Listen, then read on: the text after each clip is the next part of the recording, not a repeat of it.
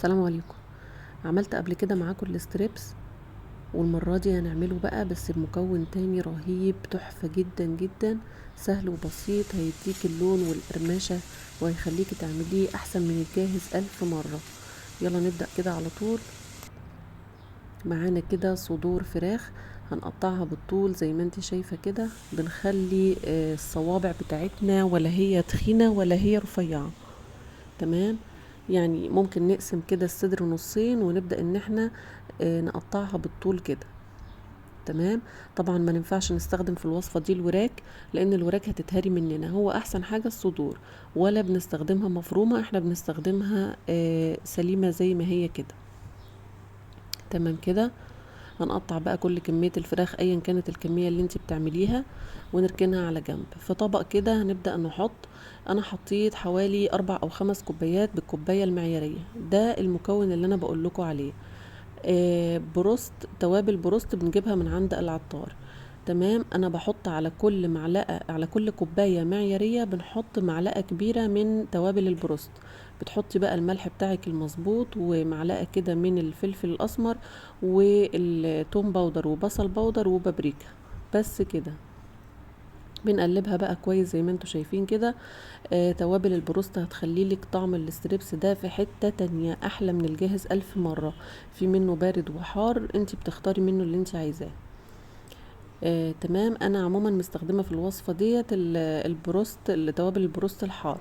خلاص. هنحط بقى كمية حلوة كده من الدقيق، حوالي ربع الكمية بتاعة الدقيق، ونحط عليها شوية مية ونبدأ نقلبهم لحد ما بنوصل للقوام اللي انتوا شايفينه ده. هنفضي فيها بقى الفراخ بتاعتنا، وبنسيبها على الأقل ساعتين. يعني لو هتعمليها في نفس اليوم بتعمليها مثلا تسيبيها في التتبيلة ساعتين. يا سلام بقى لو تبلتيها من بالليل وسبتيها في التتبيلة كده وعملتيها على الغدا تاني يوم، تبقى خطيرة. تمام.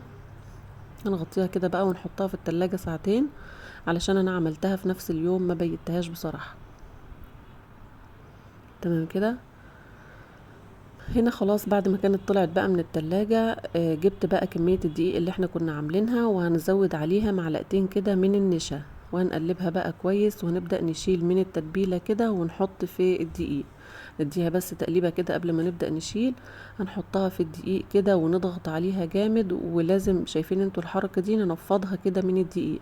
الحركة دي بتعمل لنا اللي هي القشور اللي بتكون على الستريبس كده. لو انت حابة تعمليها قرمشة اكتر، يعني انا بحبها بالقرمشة دي كده تمام قوي. حابة تعمليها قرمشة اكتر، بعد ما تطلعيها من الدقيق حطيها تاني في التتبيلة اللي فيها السائل ده، وبعد كده حطيها في الدقيق تاني، هتعمل لك قرمشة اكتر. بس بتكون شديدة شوية، يعني هي كده معقولة. تمام كده.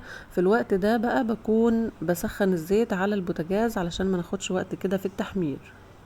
في زيت غزير كده، وسخنيه على البوتاجاز في درجة حرارة يعني متوسطة مايلة للعالية، يعني بلاش انها تكون منخفضة علشان الستريبس ما يشربش منك زيت كتير. تمام. ما بنركنش الستريبس في التلاجة بعد ما بنتبله بالدقيق ولا اي حاجة، احنا بنعمله في الدقيق ونروح نحمر على طول كده زي ما انتوا شايفين. خلاص. هنحطه بقى في زيت سخن كده، واهم حاجة يكون الزيت سخن، ما يكونش بارد علشان ما تشربش منك زيت، وفي نفس الوقت ما يكونش عالي قوي علشان ما يتحرقش منك ويكون من جوه لسه طري مش مستوي. خلاص. هنبدأ بقى ان احنا نقلب فيه كل شوية كده. لو انت حابة تفرزيه بتطلعيه باللون اللي انت شايفاه ده، اللي هو اللون الابيض، وبتكون الخلطة مسكت فيه، تطلعيه تحطيه تخليه بس يبرد شوية، وتحطيه في كيس وتحطيه في الفريزر وتطلعيه على التحمير عادي خالص.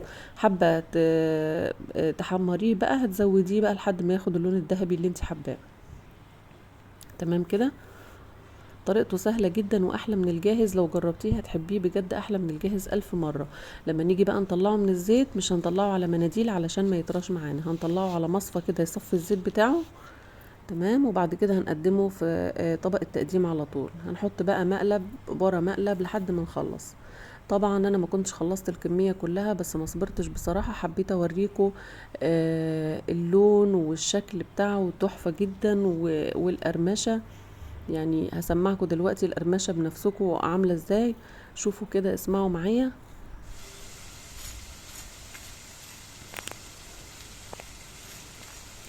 بجد حاجة تحفة جدا يعني.